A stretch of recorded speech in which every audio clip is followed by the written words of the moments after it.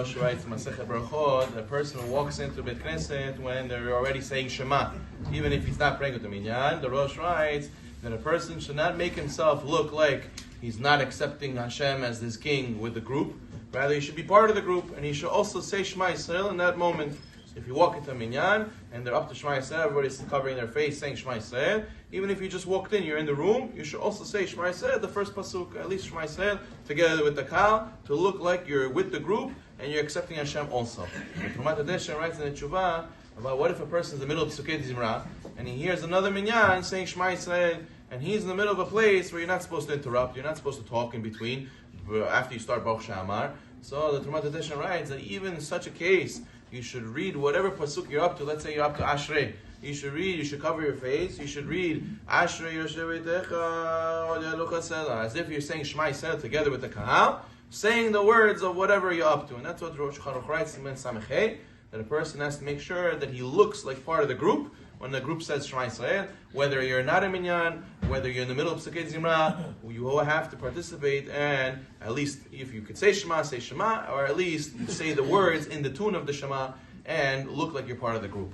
And that's what Shulchan Aruch says also. But a lot of times you have the next part of the Shema that we were speaking about is Baruch Shem Kevod Mechuto Le'olam Va'ed. This, so we have a special praise of HaKadosh Baruch Hu called Baruch Shem. Where did we get this from? You'll never find a pasuk in the Torah that says Baruch Shem. There's no pasuk in the Torah like that.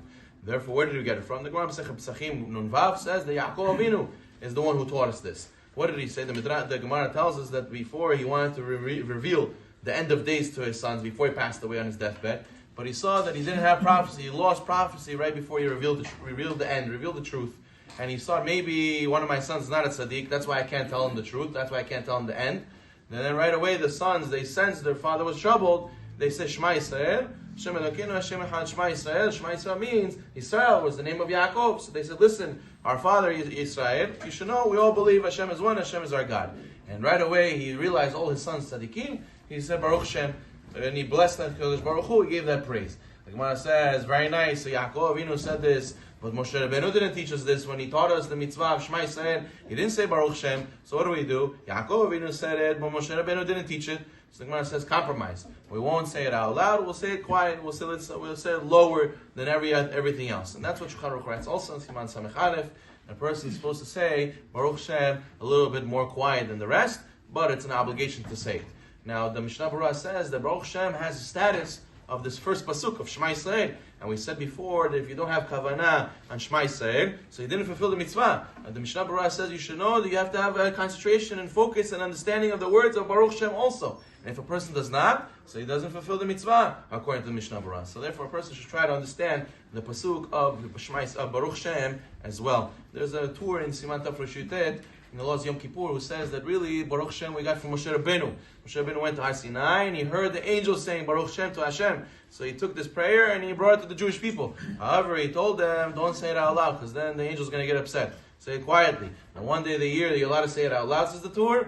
Yom Kippur is the day that we're like angels. Therefore, there's two sources of where we got this prayer, Baruch Shem, but it's a very critical part of the Shema. The Gemara Masechet Bava Metzia Daf Nun Tet says about David HaMelech, Alav Hashalom.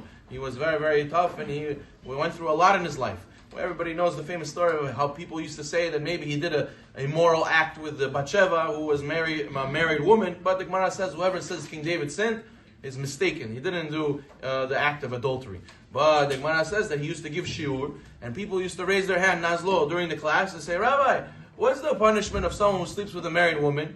And they were doing Janganazi to him. They were doing on purpose, Nazlo, to upset him. He used to tell them, you should know, a person who sleeps with a woman who's maybe married, so who's a married woman committed adultery, he gets chenek, he gets strangulation from Bedin. But you should know, he has a portion of the world to come. But a person who embarrasses his friend in public, he has no portion of the world to come. So therefore a person has to know. People say, oh, adultery is a very bad thing. Making jaganozi and embarrassing your friend. David HaMelech says it's even worse. Baruch